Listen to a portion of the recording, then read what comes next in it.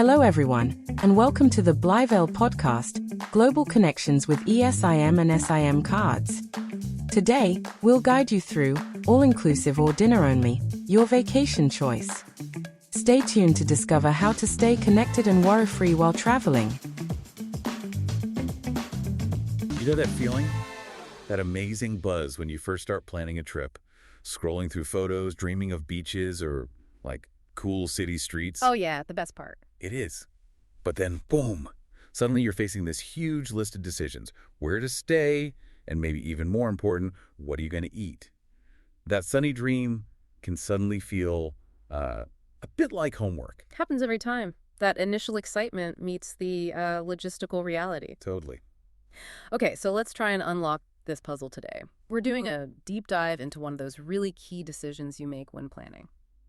Choosing between going all-inclusive or picking a hotel that just includes dinner. It's a big one, and it really shapes the whole vibe of your trip, doesn't it? It absolutely does. So we're going to explore things like cost, flexibility, convenience, and how they help you pick the right option for you. And we're drawing insights from a really useful article over on the Blyvale blog. They break it down quite nicely.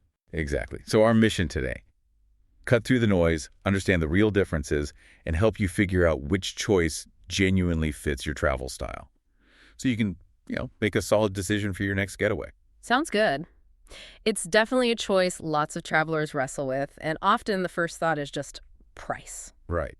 You see the sticker price. But like the article points out, there's way more going on beneath the surface than just that initial cost. It's really about designing the kind of experience you want. Absolutely. Which brings us straight to that first big point: cost. Mm-hmm. Yeah, first look, one might seem cheaper, but it's definitely more complex than that. For sure. Let's start with all-inclusive. You've got that fixed price. Usually covers all your food, your drinks. Well, non-alcoholic typically, sometimes more depending on the package. Right, the upfront certainty. You know what you're paying for meals and drinks at the resort. But here's something interesting, maybe something people overlook. It's kind of the psychology of it all. Think about the mental energy you save. Not having to constantly think, okay, can we afford another drink? What about snacks? Mm-hmm. That fixed price buys you more than just stuff. It buys you mental freedom from constant little budget decisions. That's a huge hidden value for a lot of people on vacation. You trade variable costs for, peace of mind. That's a great way to put it. And if you look at the economics behind it, these resorts get amazing deals buying everything in bulk: food, drinks, activities. Right, economies of scale. Exactly, which lets them offer what seems like a low cost per item inside the package. But that model really benefits the guest who makes the most of it. If you barely eat, don't drink much, or you're always off exploring. You might actually be paying for the heavy users. You could be, yeah. You might end up sort of subsidizing the folks who are really maximizing all those included things. Okay, so then the flip side. The hotel that just includes dinner, the room rate might look lower initially. It often does. But those savings, as our source mentions, can just, disappear really fast if you eat out a lot. Oh, quickly. Especially in popular tourist areas where restaurant prices are inflated. And it's not just the main meals, is it? No. It's what you call the snack creep before we started recording. Yeah. Those coffees, the ice cream, grabbing a bottle of water. Uh-huh. All those little things, they seem tiny, but multiply that over a week, maybe for a whole family, they absolutely shred budgets. That's such a critical point. So if eating out can make savings vanish remarkably quickly, one practical tip, besides just planning the big meals, what do people miss? That's a really good question.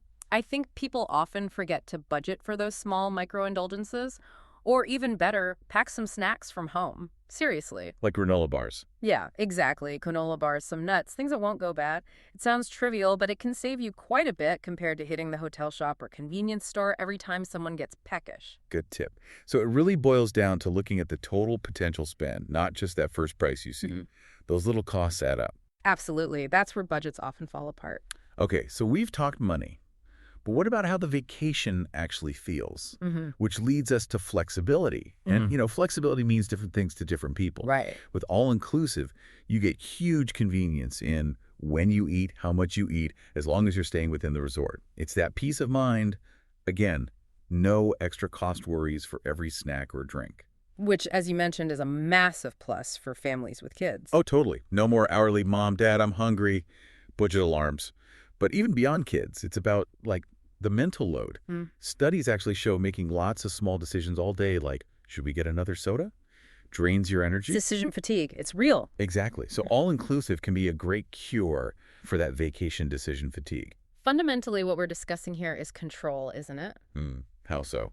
Well, with all-inclusive, you give up some control over where you eat in exchange for budget control and easy access inside the resort. You're basically saying you handle the food situation. Okay, gotcha. Whereas a hotel with dinner gives you much more control over your daily plans, your specific restaurant choices, exploring local food. But that freedom comes with needing to plan more, maybe make reservations, deal with restaurant opening times, especially when it's busy. Right. Peak season struggles. Yeah. It's kind of like having a perfectly planned garden versus exploring a wild forest. Both are beautiful, right? But one needs constant tending, and the other, well, you just wander and see what you find. Which experience are you really looking for on this trip? That's a great analogy. You know, I tried the total spontaneity thing once in a new city. Yeah. Thought I was being adventurous. How'd that go? By day 2, I was just hangry and stressed. Wished I'd just booked a dinner place. Yeah. It really drove home that point about the practical challenges if you don't know the area. Spontaneity sounds great until you're actually hungry and lost. Been there. So spontaneity needs a little structure sometimes. Definitely. Okay, so beyond food, what about just the overall ease, convenience, and how that ties into the type of vacation you want? Crucial fact. With all-inclusive, it's just easy. Everything's right there at the resort. Food, drinks, often activities too. You don't have to leave. Yeah. That effortless access is huge for some people.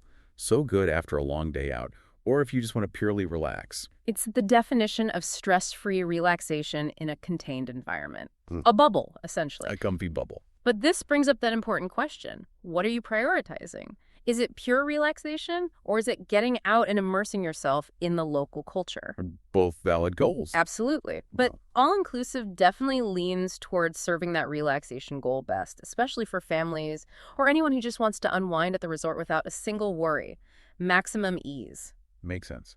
Although, conversely, while it's great for some families, I've also heard from parents who found the food at certain all-inclusives got, well, a bit repetitive, especially for picky eaters after day 3 or 4. Yeah. The buffet fatigue. Exactly. So they started craving the freedom to find something different, even if it meant more planning and cost.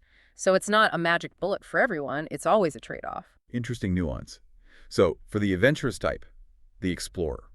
For them, the hotel with dinner is usually a better fit. It pushes you out the door, encourages discovering local restaurants, trying authentic dishes, maybe even chatting with locals.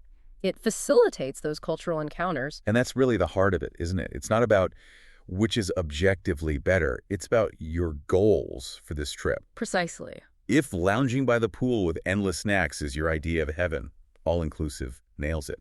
If hitting the streets, finding that amazing little local spot, soaking up the atmosphere, then the hotel with dinner gives you that launch pad. But with the caveat, as the source points out, that the hotel option does require more planning, figuring out where to go, how to get there.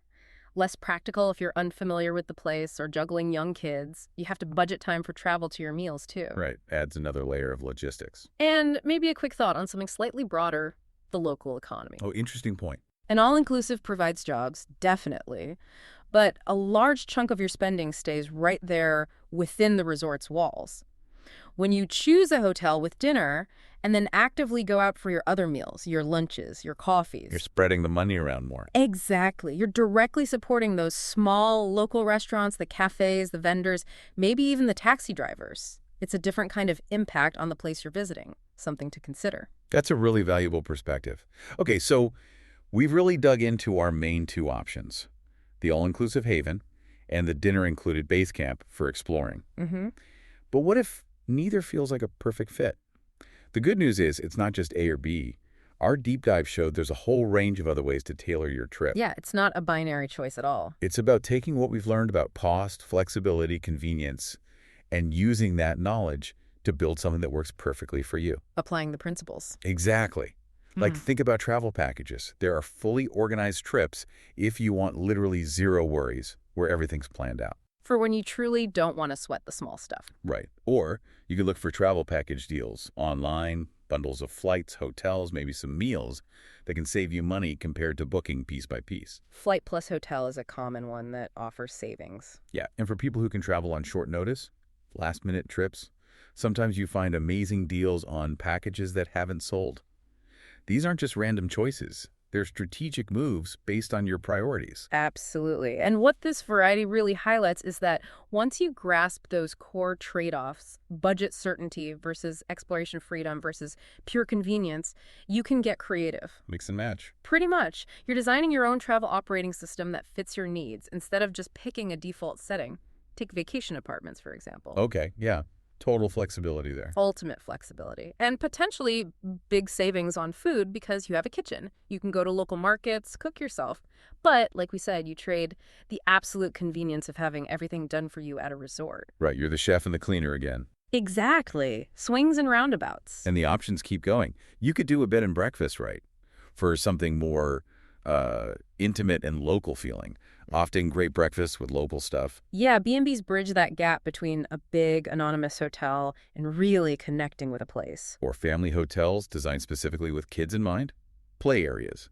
Kid-friendly menus, addressing that convenience factor for parents directly. Tailored solutions. And for couples.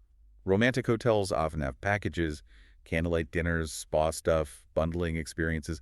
These aren't just labels. They're answers to specific travel wishes. It really shows the breadth of options beyond just the two we started with. So many ways to customize. And that's the power of understanding this stuff. It's knowledge you can apply. You're not trapped between just two choices. Knowing why all-inclusive works the way it does or why hotel with dinner needs more planning lets you look at an apartment or a B&B with the same critical eye. How does this option stack up against my core travel goals? It empowers you to be your own best travel advisor. Couldn't said it better. Okay, so let's wrap this deep dive up. The big takeaway. Choosing between all-inclusive and a hotel with dinner really truly hinges on your personal needs and the kind of trip you want. No single right answer. Nope. It's that balance, isn't it? The easy comfort of all-inclusive versus the maybe more authentic exploration and control you get with the hotel plus dinner option. Both have clear pros, clear cons. Understanding them is the key. Know the trade-offs you're making. And our source material wisely says, plan ahead to get the most out of your trip, whichever route you choose. So maybe before you book that next vacation, ask yourself this. Beyond just the meals, what does worry-free actually mean to me? That's a great question. Is it never having to lift a finger, everything provided in that resort bubble? Or is it the freedom, the thrill of hunting down that hidden local restaurant and building your own adventure? Thinking about that deeper desire. That's the real secret, I think, to maximizing your travel happiness, creating those memories that really fit your perfect escape. Well, until next time, keep exploring and keep diving deep. We've reached the end of our podcast episode on all-inclusive or dinner only, your vacation choice. I hope you found it helpful. Don't forget to subscribe to the podcast and visit blivale.com for more tips and solutions. Thanks for listening, and see you next time.